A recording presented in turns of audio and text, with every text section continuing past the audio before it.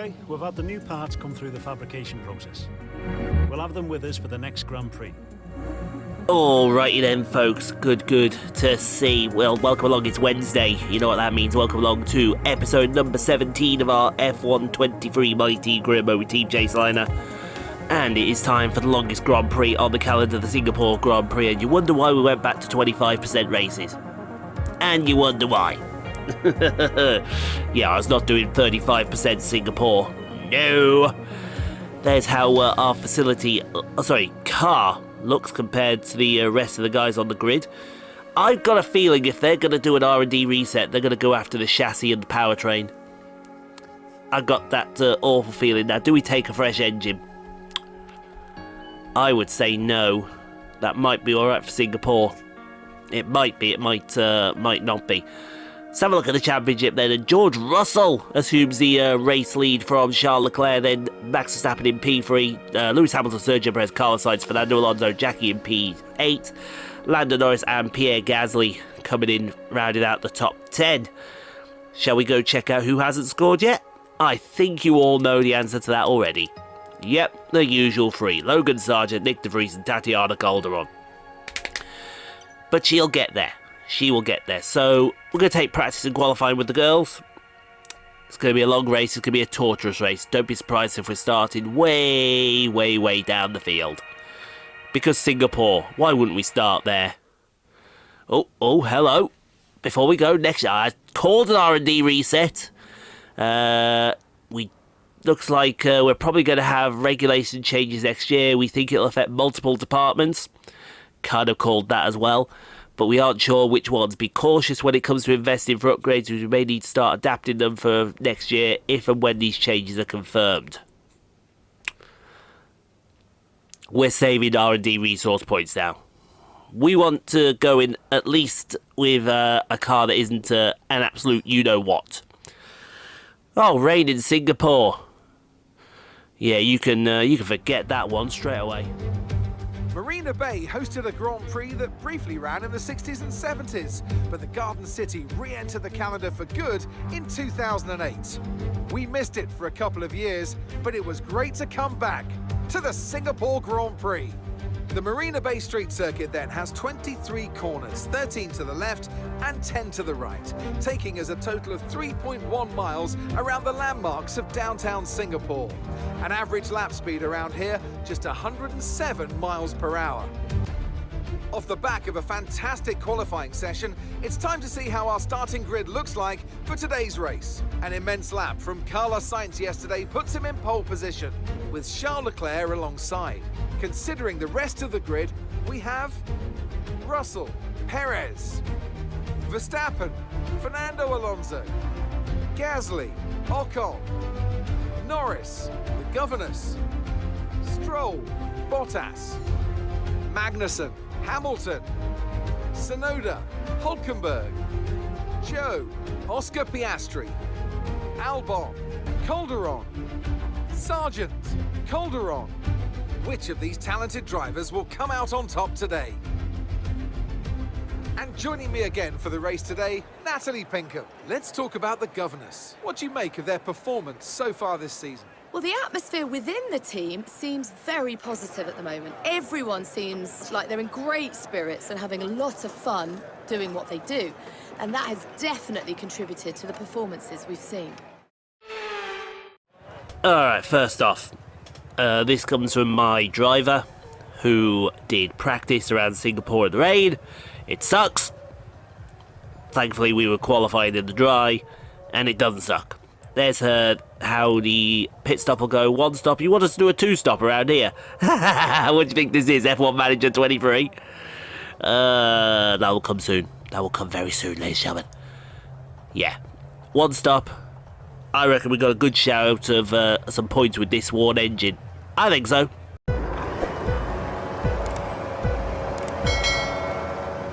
Alright, we're going to get underway again here as the lights go out and away we go. Here we go, it's Singapore. This is going to be torture. This is going to be my daily dose of torture right here as she dives it up the inside of the Alpines. Oh, that's free wide into turn 3. No, thank you. No, thank you. Oh, please, no. Oh, she managed to get through it, no problem. P7. No problem at all, P7. That's what we're talking about. She can stay there. We'll take that as a decent result. Oh! Something flew off there. What was that?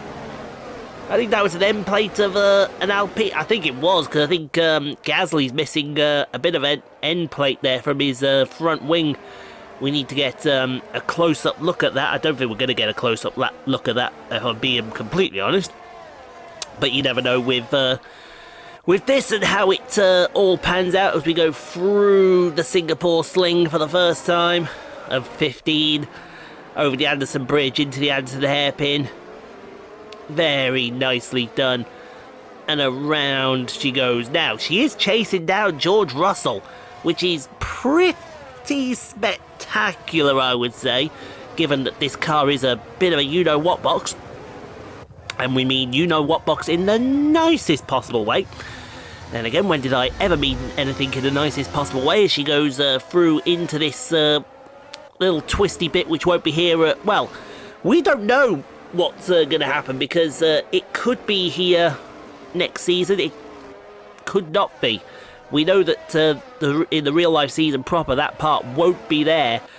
And the final chicane for this corner here will be just a long straight dash down into it from the final corner. But let's go a little further into the lap as we go to Esteban Ocon, who has caught up to the back of her now that Pierre Gasly has pitted for a new wing. He's going to have a look around the outside of turn 7, the end of Raffles Boulevard. Oh, he's gone wide. Oh, and there's another wing that's this. I think that look papaya orange. Yes, it is. It's Lando Norris that's lost his. What is it with cars losing their front wing down Raffles Boulevard this week, eh? We had plenty of that happening in practice. It's like the AI have just gone completely insane and completely mad. Then again, they always did go completely insane and completely mad. As Esteban Ocon is now held up, he's gone very wide. That's another wing that's gone. That's was that Stroll? That's Esteban Ocon's weapon. He's like an absolute weapon out there today. What is going on with that man? That man, yeah, there's Lance Stroll. He's got to do the whole lap without a front wing. That is going to be torture for him into every corner ever, because he's not got the front downforce required to get that car turned into the corner. He's now going to be susceptible down this main straight to Kevin Magnussen, who's going to dive. Oh my, I think Magnussen hit the wall. I think Magnussen here hit the wall and hit the wall very hard there. Meanwhile, here comes Ocon. He's caught up to the back of Jackie. In. Let's go for an undercut here. Oh, that pit lane is very tough.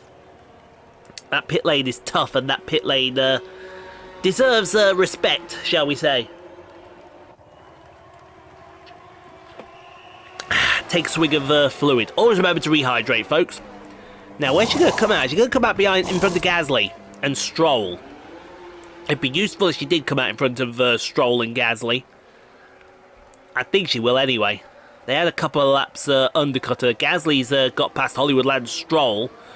Where is Gasly? He is right there. So that's going to be fun going down Raffles Boulevard. Let's see if Gasly's got enough to get past the Mercedes powertrain in the back of this engine. I don't think he has. I think, well, he may do actually. He's gone for the inside. He's gone for the outside. Oh, he's gone for the old switch back around the outside. We'll go Jackie. Oh, that's off the track. That's off the track, but she keeps hold of that position for the moment. We say for the moment because here comes Esteban Ocon. Now, does the undercut or the overcut work here? I have no clue. I have no idea. Taking their time over at the Alpine garage. There goes Esteban Ocon. And where is Jackie? Where is Jackie? Where is Jackie? Where is Jackie? Jackie? Where the hell is Jackie, girl? Here she comes. And there she goes. And there goes Gasly as well. So hostilities renewed between the Alpines and one Jacqueline Harriet Chase-Levin as we go on to lap number 10. Nothing much is happening at Singapore. Then again, it is a street circuit with really tight and slow corners. As, oh, well, we're seeing you later, Joe. Show got the old intimidate button used on him. And that is Nico Hulkenberg up to P16 as Jackie has disappeared off into the distance. Gasly is slowing Ocon up. And it's probably because Gasly's on worn tyres now as he pitted on lap number 1, not just for tyres but new wing as well. Side by side, the two Alpines, you got Lando Norris in close attention as well, and Ocon just swoops around the outside. Nothing ventured, nothing gained there, and I think the woes for Gasly are going to continue as he heads on to lap number 12. As we head out of the final corner, DRS pops wide open for cheeky Lando Norris, and cheeky Lando is about to get past the man. And what you're going to do when the man comes around, well, you're going to get past him, and you're going to get past him with the greatest of ease. That's what's going to happen, but Gasly put up a defence. Secretary of Defence for Alpine, Pierre Gasly, as we look through the rear wing of cheeky Lando, and now down Raffles Boulevard, looking to get past. That's going to do it. Round the outside, turn 7, always works. Although I tell you what, Gasly is making a mockery of this. He's put up a good fight as he heads to the wall, but Lando and Gasly, this is a great fight. I think he's got him now. There we go. He's got the traction out of turn 9 and moved Lando up to P9 as Gasly almost got into the wall there as well. But his woes are going to continue on to the next lap as well, because there goes Lando, and here comes the Great Dane, Kevin Magnussen, down the inside of turn 7 after Raffles Boulevard. But this could be a little tougher. And we say it could be it's not could be a little tougher, it is a little tougher for a bit, isn't it? And move that. Meanwhile, that is a Mercedes going up in smoke. That is Hamilton. What is it with this Mercedes engine, folks? There's a bit more smoke in the face of Nico Hulkenberg as well. That is supposed to be the most durable engine out here, and it's, just not. And Gasly is going to be reluctant and sticking out on these hard tyres for essentially 14 laps. Essentially, because here goes Yuki Tsunoda round the outside of Pierre Gasly. You got a feeling that Valtteri Bottas is probably going to follow him at a close rate, but nothing else happens for that race. And here comes Carlos Sainz out to the final corner to win the Singapore Grand Prix. And a canter, really, from Max Verstappen, then Leclerc in P3, Alonso P4. Sergio Perez is somewhere back there. There he is, crossing the line now with George Russell right behind him. Meanwhile, Ocon finally caught up to the back of her, but in the wrong place. And where do we think that place is? Yeah, it's in the most tricky place to pass. Yeah, that section there won't be there, hopefully, when the updated Singapore comes out, because they're redeveloping it at the moment. But it's going to be a P7. Lucky number 7 ahead of the Alpines. I would say that's job well done. Good race. Good race, good clean race. Well, we say clean race. It actually turned into a bit of a nightmare there with the Alpines getting all out of shape with her. But it's enough to earn a driver of the day. And I would think that is well deserved. What a great race it's been then. Another classic Singapore Grand Prix. And they've held on to take the checkered flag here today. So, Natalie, what do you think helped them deliver this result? Well, what a race. At the end of the day, it is all about raw pace. And our winner had it in spades today.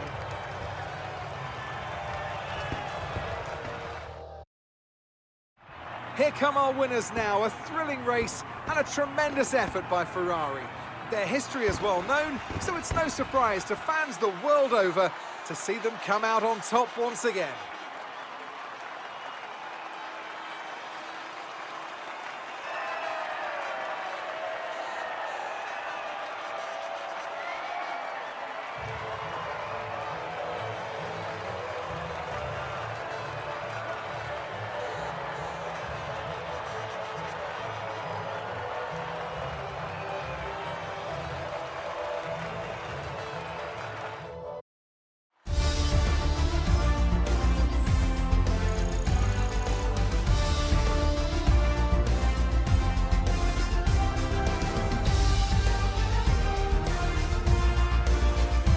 Let's have a quick look at how the driver standings have changed. This result then narrows the gap between our championship leader and the rest of the standings. Let's focus on the driver of the day. Natalie Pinkham, come on, who do you pick? I have to give it to the governess. So much was thrown at them today, and yet they handled it with aplomb. It was so calm, it was so measured, and really thrilling for the fans to watch such a complete performance. It's time to check out the constructors' standings. Ferrari take the lead at the top of the table. Meanwhile, good work from the owner-drivers team this weekend, who pushed themselves further up the order. It's been an absolutely wild weekend of Formula One action, and I can't wait to see what's next. He can't wait to see what's next, and quite frankly, I can't wait to see what's next either. Carlos Sainz wins the Singapore Grand Prix fastest lap as well. He's the only guy in the 39s. He was a second faster than practically everybody. Verstappen, Leclerc, Alonso, Perez, Russell, Jackie, Ocon, Norris and Magnussen, your top 10. Tatiana P20, starting P20, not bad. Finished ahead of Stroll, who two-stopped. Oh yeah, because he had to replace that wing, didn't he? I forgot he had to replace that wing that smashed all over the place. Another good haul. Another very good haul. Can't complain at that at all. I think very soon we'll be hitting level 15 and we're getting even more money in. I hope we will anyway. Oh, that's really good at this late stage. There's part of me thinking we need to get rid of Tatiana after season 1 because she's not really performing as Jackie is. But I did promise this was, what, a 2-year experiment? So I don't know, maybe she sticks around for another season. What do you guys think? I want to keep her around for another season, but I want to hear what you guys think. I'm solid at the moment. Last two stuffs is brilliant going into Japan. That is what we're talking about. Got a market to develop. That's easy for me to say. What we going to do going in... Oh, it's well, it's easy. It's sim trading for Tatiana. Yep, sim trading for Tatiana. Let's get the best possible chance possible. I think with free... Oh, we can't quite buy that. We can't quite buy that, but I know we can. Oh, we can buy the sponsor relations for the Team Acclaim. Yeah, thank you. We need that. We absolutely need that. We will definitely take that. So that's how it's going to end. We're not going to buy anything else until we know what the R&D reset is. And if the R&D reset's a good one, we're laughing. Right. Speaking of laughing, it is a new engine for Japan. Absolutely it will be a new engine for Japan. No ifs, buts or maybes. Take new. Everything that's column 4 would take new. I'm not sure if it's a new gearbox time yet or not. It might be. What races have I got left? Japan, Kota, Mexico, Qatar, Brazil. No, I think we've taken it a bit too early. But it's fine. It's fine. We're in P5 in the championship. Right, anyway, playlists have appeared all around. Go check out some more Rockstar Pool 69 content. But in the meantime, stay safe, be kind to each other. You can't be kind, no place to world. You can't be kind to people. We'll see you tomorrow for the Japanese Grand Prix. I wonder what this car's going to feel like around the S's. Because we know 22. It was absolute dog you know what.